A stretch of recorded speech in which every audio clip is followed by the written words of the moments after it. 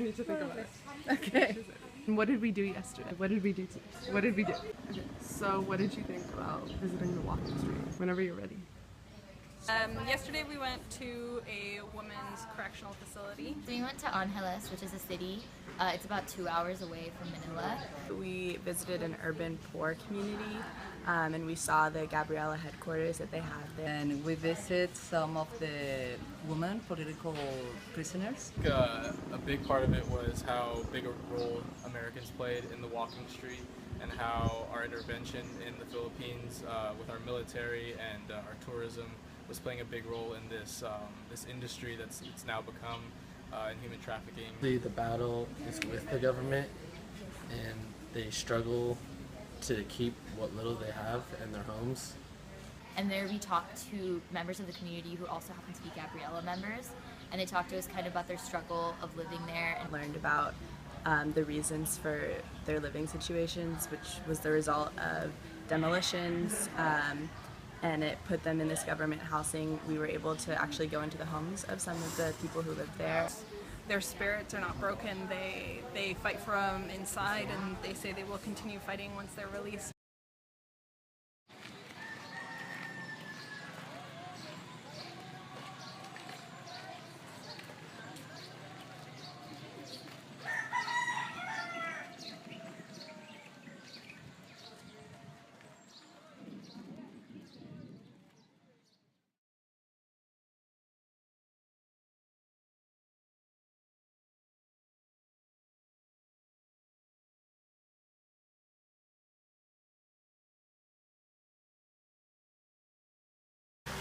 The importance of Gabriela is that women are, especially in the third world, are the most marginalized, especially the urban poor and the rural poor, the peasants and the workers. So Gabriela gives voice to these women, especially in our culture that women are always kept silent. They cannot have their own opinions.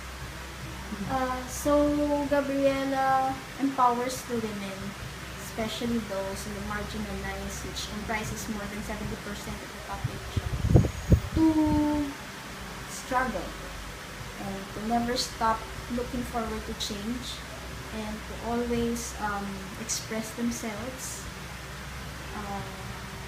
because we are part of we are human beings and we have rights, and we should enjoy these rights as women as well.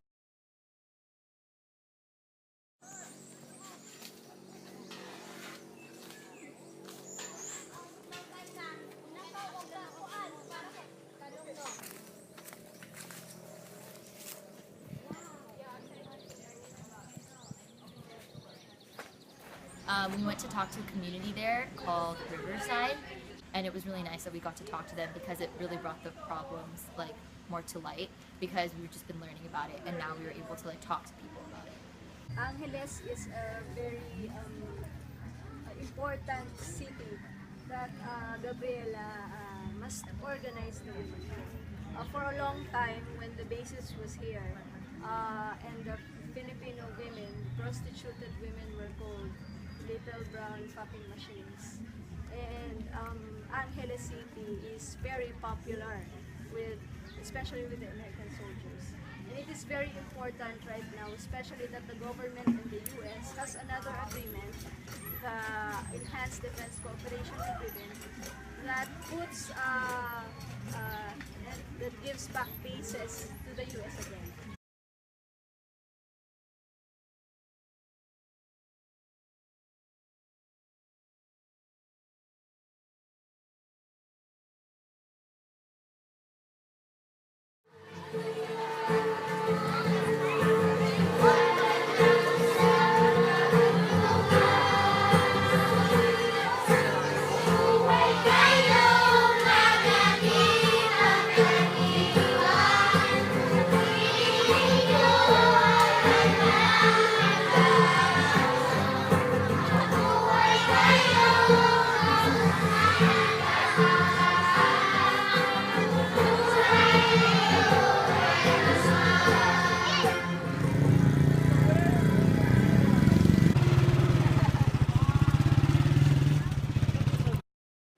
So on the first day, we learned about the massacre that happened in the homeland of the Lumad people and how many kids witnessed the massacre of 3 political leaders within the community.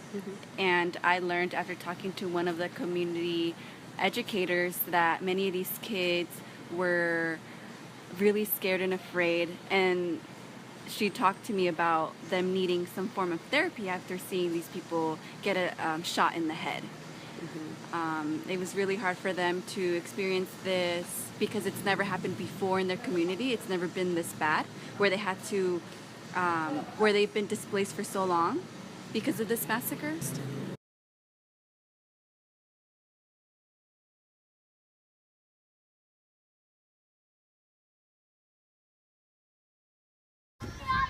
Hello, I am Lolita. I am a teacher from Alcadev. Alcadev is the secondary school for the Lumad, and it is more focused on agriculture. Right now, or from now on, we just have an enrollment for the students because we will start our class in this coming June. So we will have to enroll again our students for their next year. Here in the evacuation center, it is more difficult than in the area where we live, because in the area where we live, it is very peaceful, and the students are very comfortable, and they can concentrate of what we are going to discuss to them. It is more, it's in the area. We have more materials, and it is very comfortable for the students. But here it is difficult. It is hard to adjust, especially to the students, because here, if we are going to conduct a class every day, it is very noisy, and it is it's disturbance to the students, because there are a lot of people will pass there in our classrooms, and the students also has a trauma right now, has a trauma a little during about it's because of the incident happened.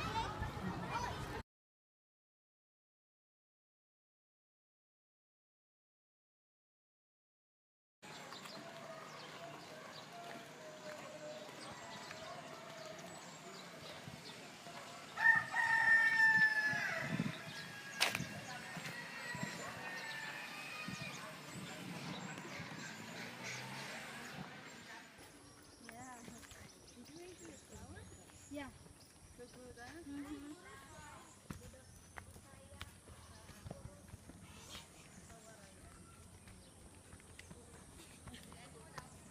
So what I learned was that they grow their own food. So they have a piece of land where they grow all kinds of vegetables and fruits. And our experience there was going and picking some of the green beans. The reason why the Alcadev have these vegetables to be planted here, it's because it's part of the needs of the foods for the evacuees, and also for us teachers. It's part of the needs. And then the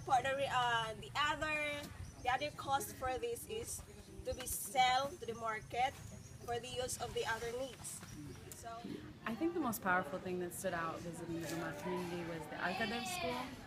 I think it's very powerful that they've built the alternative school systems that are teaching students how to go back to our ancestral ways of going and respecting the land, of looking at the land as that is what nourishes us, that's what provides us food, of knowing how to harvest the knowledge of our grandparents, of our ancestors.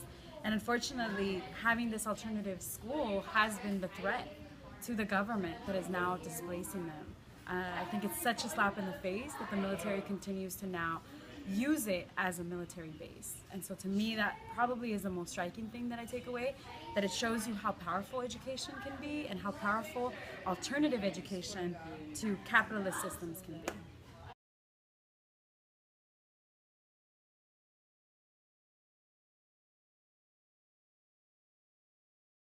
My name is Bin.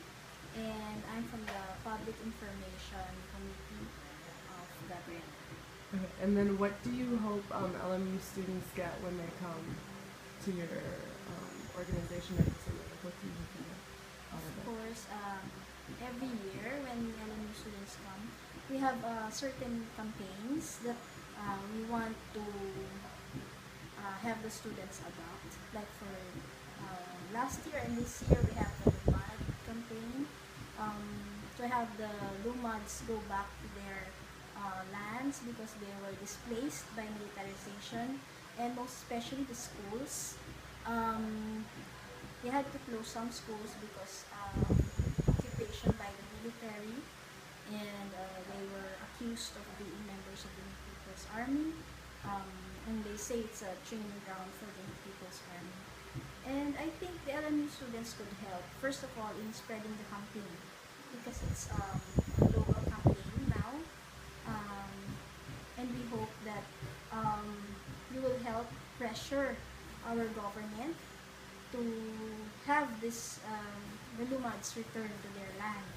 And secondly, we hope that in the personal aspect, since the LMU students can feel what it is to be poor, to be part of the LUMADs, they can have a certain appreciation of how third world countries live, and maybe appreciate the comforts they have at home, and maybe have more sympathy, empathy with the third world being oppressed and exploited by the imperialists. Of course, LMU is in the US, and that's the first and foremost imperialist country.